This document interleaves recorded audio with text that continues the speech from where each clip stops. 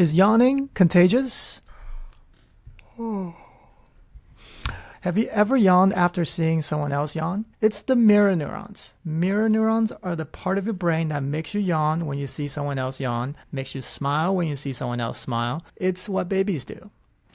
In the ADHD world, there's a technique called body doubling that takes advantage of our mirror neurons and make us more productive. If you have a hard time focusing, joining a group of people who are focused makes you naturally want to focus too. Flow Club is where you can find that community of people who are focusing on their work so that you can let your mirror neurons do all the heavy lifting, making it easier for you to stay on task.